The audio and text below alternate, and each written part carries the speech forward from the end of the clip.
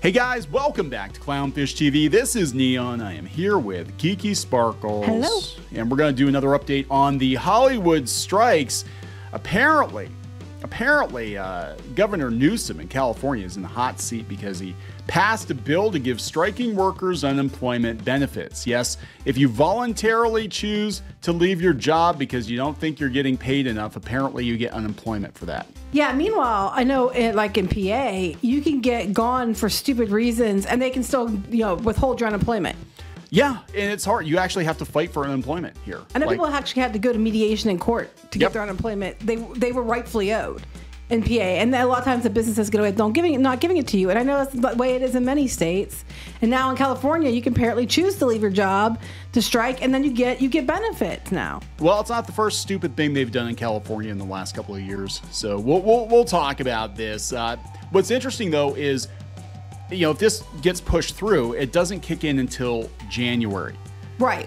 That tells me that Newsom's even thinking this thing might go until January. But what the problem is by doing that, they said most strikes don't last longer than 2 weeks, or haven't. We talked about this previously.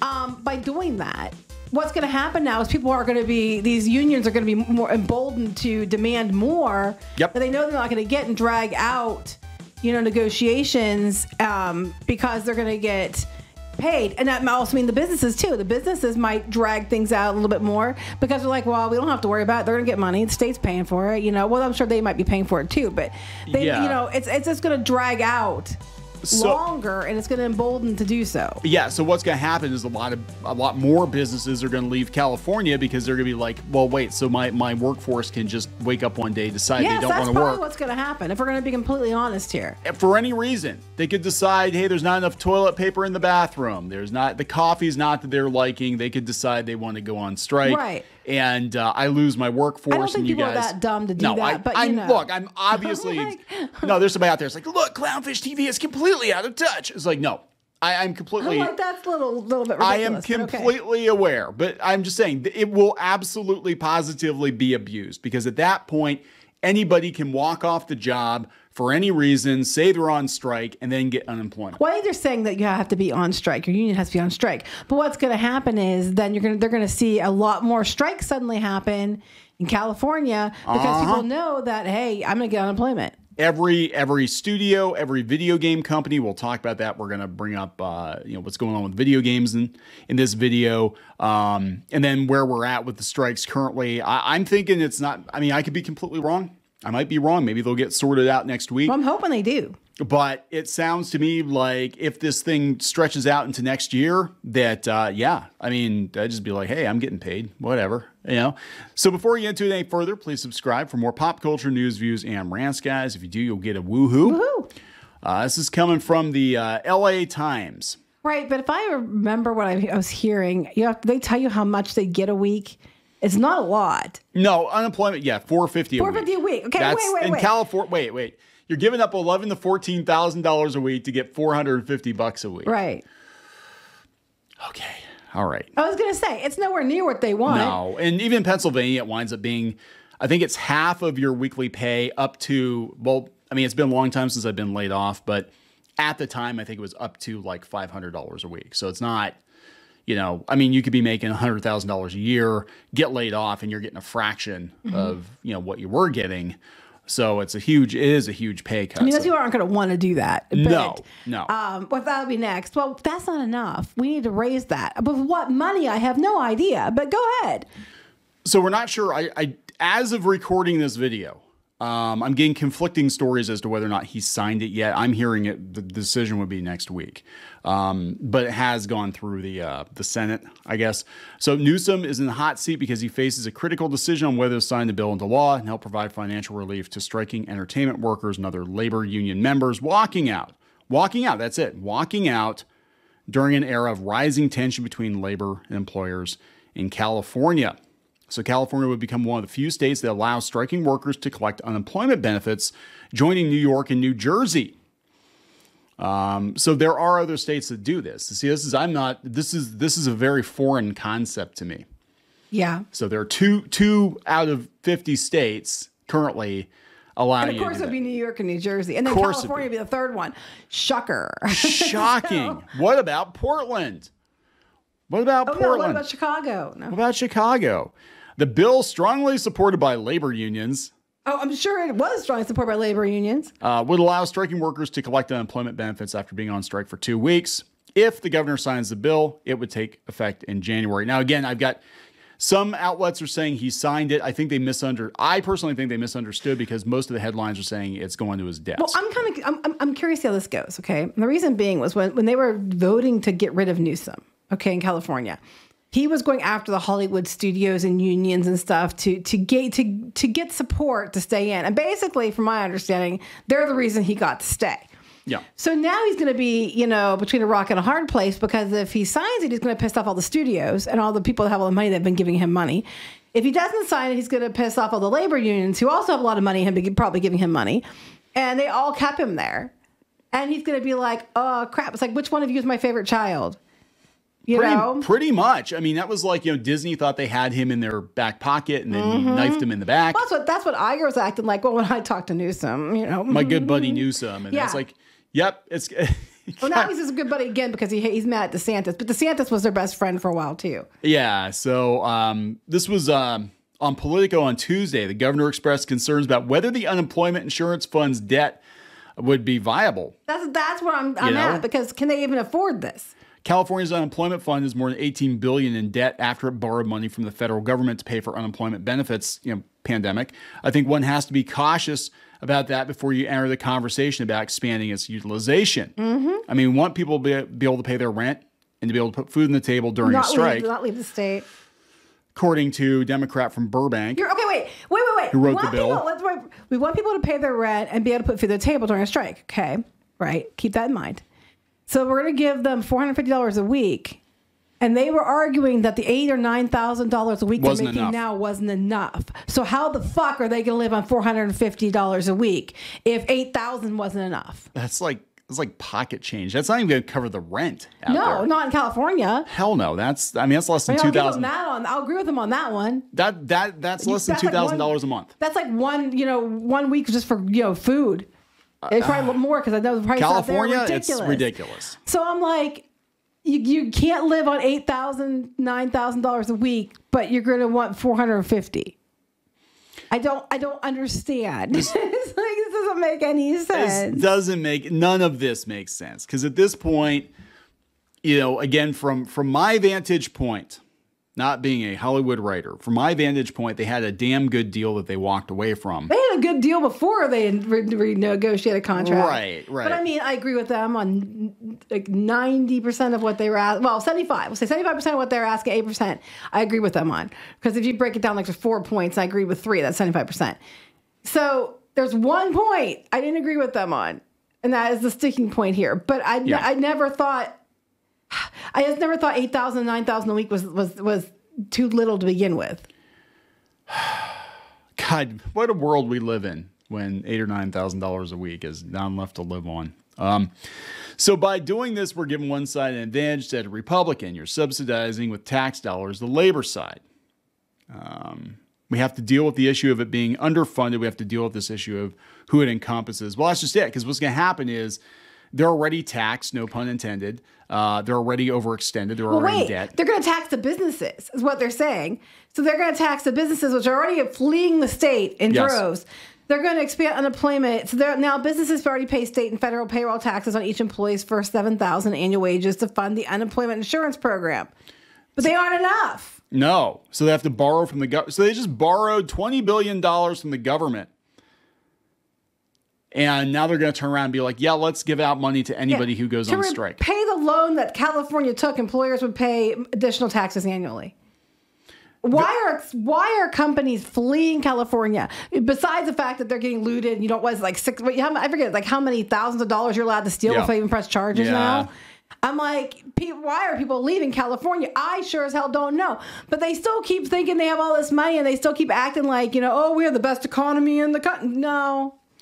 No. The top comment, and this I actually kind of agree with this one for some level. This poses a quandary, I suppose. Personally, I tend to support the unions in their request for fairness. I agree with quest for fairness. But it seems that since all strikes are voluntarily entered into, unemployment compensation should be off the table. I agree with that too. I think if you are going on strike and you are walking off the job, it is not the burden of other business owners who don't even have a dog in this fight that they have to pay the bill for you because some other company's workers felt they were being treated unfairly and they walked off the job. So what they're doing is they're going to put the onus on all the business owners in California. I'd be pissed. I'd be like, why the hell do I got Blizzard employees want to walk out and I got to pay the bill for that? Yeah, no. Hell no. Then what if you're treating your employees fairly and you're working with your unions and you're doing what you're supposed to do? You know what I mean? They're saying so California's already $32 billion in debt and they owe another $18 billion to the Fed. So you're $50 billion, and then like Californians aren't good at math. That is true. I can vouch for that. Nothing better than watching those on strike tapping into resources reserved for those that are actually out of work. Well, like this one too. Union members pay union dues. Yeah. Seems to me unions should be the ones supporting their members during the strike, not the businesses. Yes. Kinda, because you're paying an awful lot to union dues, and then we said that's what the writers' room. I guarantee you, what the writers' room thing is about. A lot of people, aren't going to be brought back in. They're going to lose their jobs, but then that means the union loses a bunch of money.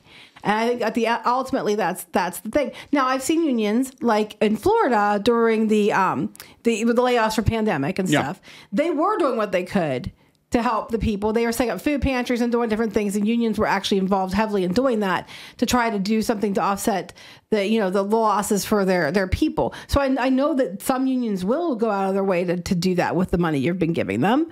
Apparently, this is not one of those unions. Well, this guy worked at UPS. He said, yeah, there's a strike fund. I remember when I worked at UPS, your union dues would spike for a few weeks every now and then. It was because the chapter was striking. We were all expected to contribute to the strike fund. Later, when UPS had a strike in the mid-'90s, we got a small paycheck, so we made it back. Okay, well, in that case, then that's good. Well, but I haven't heard anybody say they've gotten any paychecks from the union. No. And they said that it's kind of a sham for actors. They're like, you have to pay $3,000 just to join the union. It's $230 a year, and they take 1.5% of all your income. So, but you're not going to be able to land an audition. So that's additional. So you pay $3,000 to join, $230 a year to stay in it, and then they get 1.5%. And then they said you have to pay the $3,000 just to go for a job because you can't get a job unless you're in the union, which is why I said it's like the mafia. Yeah, they said they have 160,000 members. They're all wannabes. 87% earn less than $26,000 a year acting. See, those are the people that I agree with the raises and stuff for, not the A-listers. I'm talking about the actors that are like, the ones getting less than $26,000 a year. Well, that's one thing. I was listening to this podcast with Adam Carolla and an actress from The Sopranos, and she was talking about how like the vast majority of people in LA that are SAG-AFTRA members don't make that much money. It's like the top 5% that make the majority of all the money. But all these, starry-eyed wannabes are all shelling out $3,000. Well, what you say they have 160,000 members. Yeah. At $3,000 per person and whatever to join, and then the yearly dues. Yep. I'm like, holy crap! What a sham! What a sham! So anyway, let's talk about where we're going with this.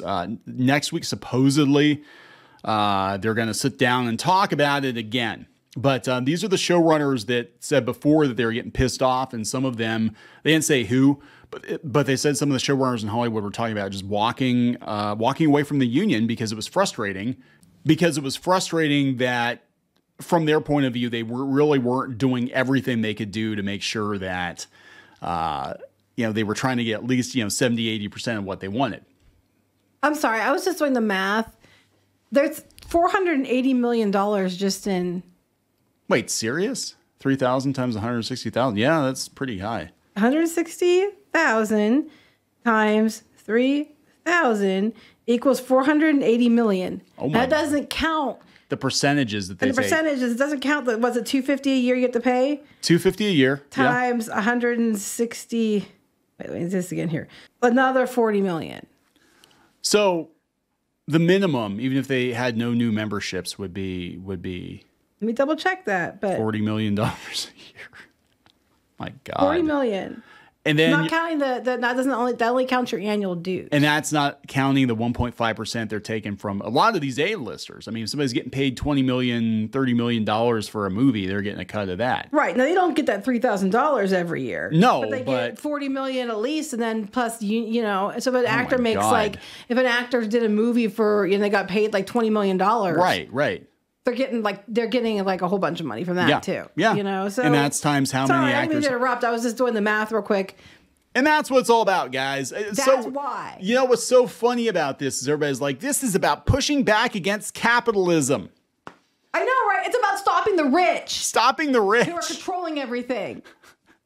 Bob Iger gets paid $20-some million to sit there and run an entire company with multiple levels that isn't just Hollywood. How dare he? But the union gets at least $40 million a year in dues, not counting all the 1.25% they take from everybody on top of it, and not counting the 3,000 startup.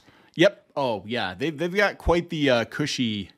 But you know, right? Setup, don't they? It's just the the rich is just the studios. Poor, starving. Anyway, writers making $10,000, $14,000. I grew up at a place that was a very we still do a lot for that place too. That was very economically depressed, and there was people, and even the people that were working, there was not a lot of jobs that paid really well. The school district paid like really well. Some machine shops paid really well. The hospital paid really well. That's about it.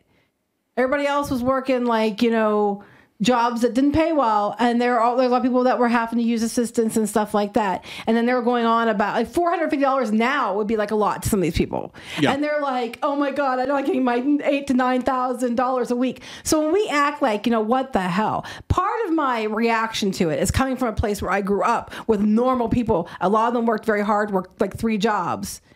And I just can't wrap my head around how they're being treated poorly in comparison. I just can't. Anyway, continue.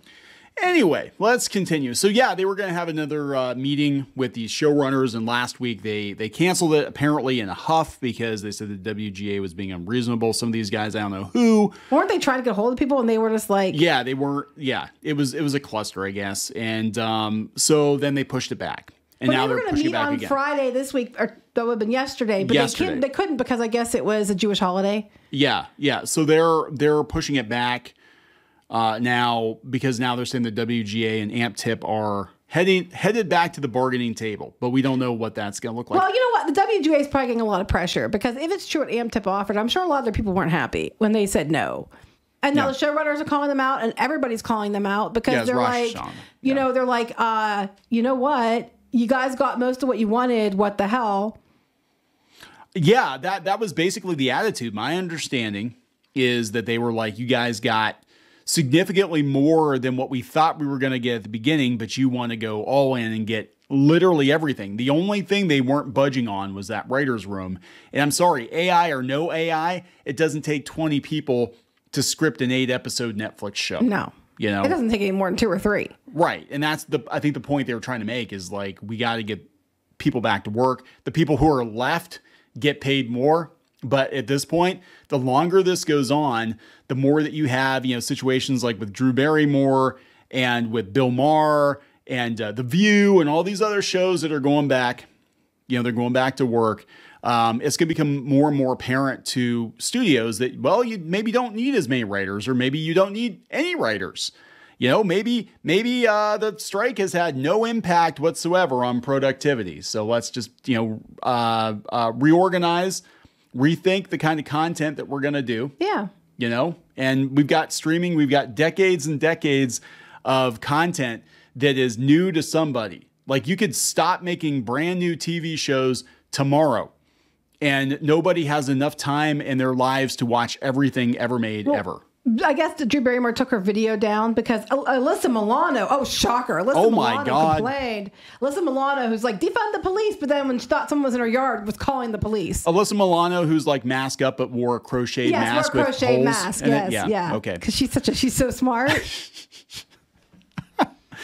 Oh my God. Who's the boss, not her? Yeah. So this whole thing is just like, it's not good. It's not good. So it's not a good look. They bullied Drew Barrymore to take it down. That's your.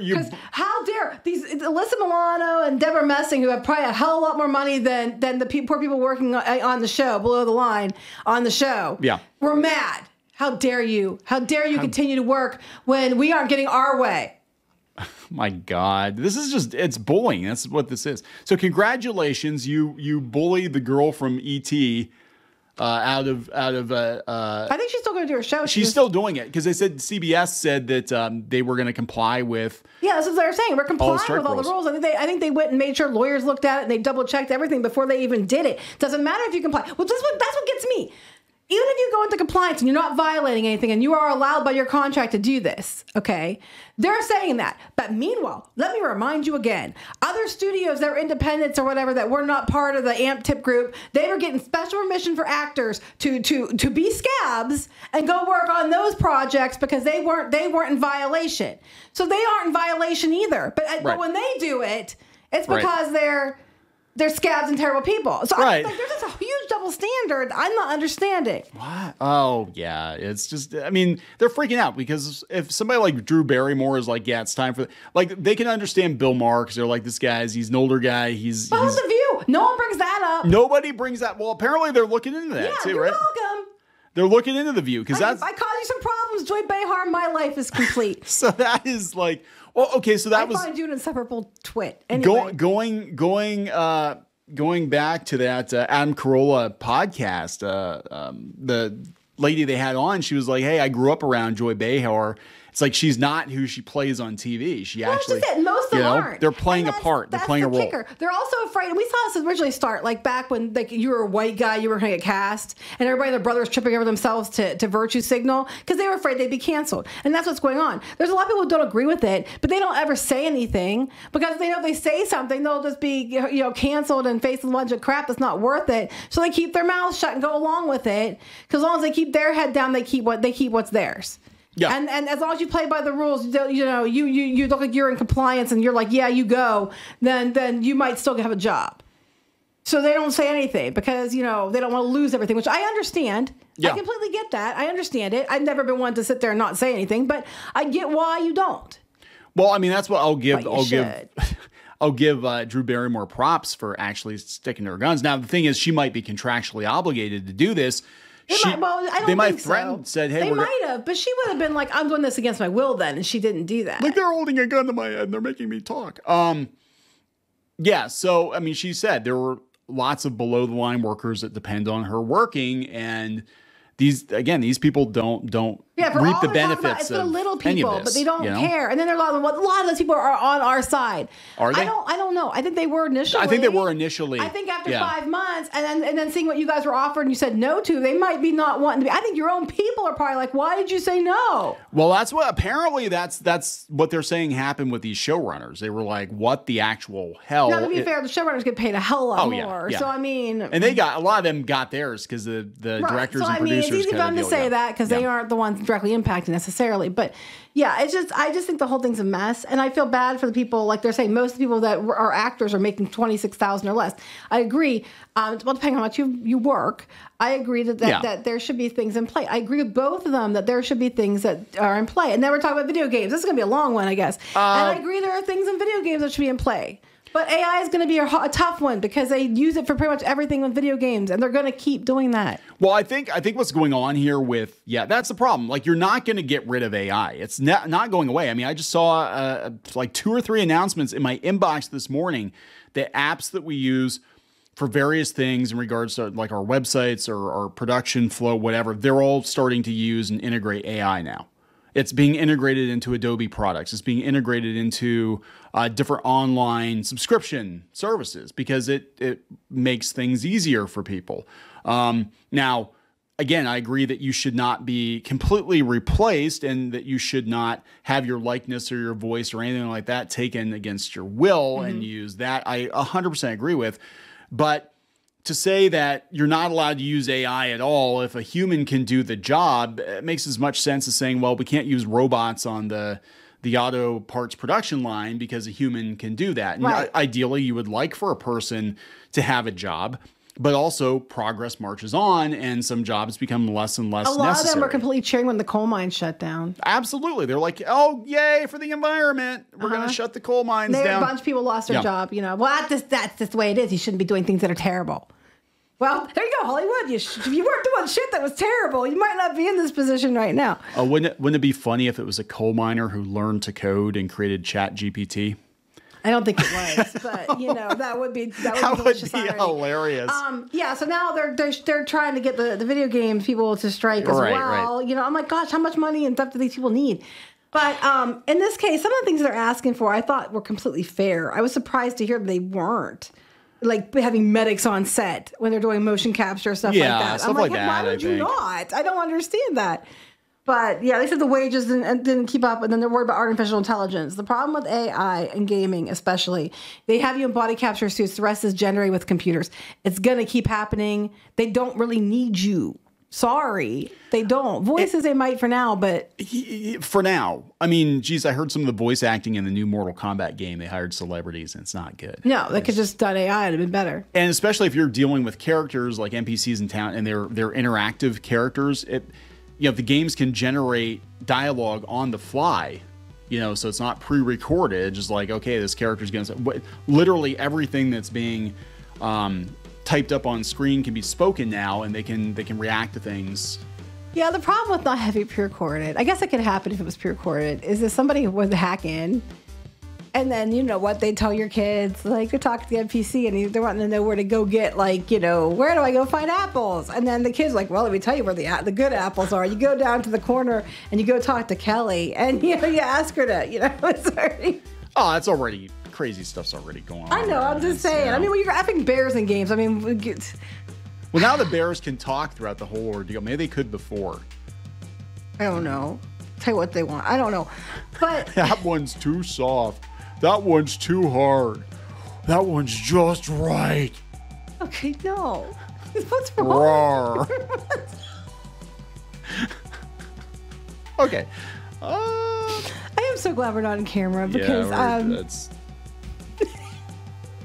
I can't. Anyway, I think we're going to wrap this up. Yep. We're going to wrap this up. Yeah. So there we go, guys. There's another strike update. I don't know. It might get resolved next week, but golly. Hopefully it will be. I sure can't wait to get my $450 a week in January. Yeah, I know, right? Yeah. That might be enough to get them to go back. Cause this is all you're getting, guys. Yeah. And in 4 months, So yeah, figure it out. Work it out.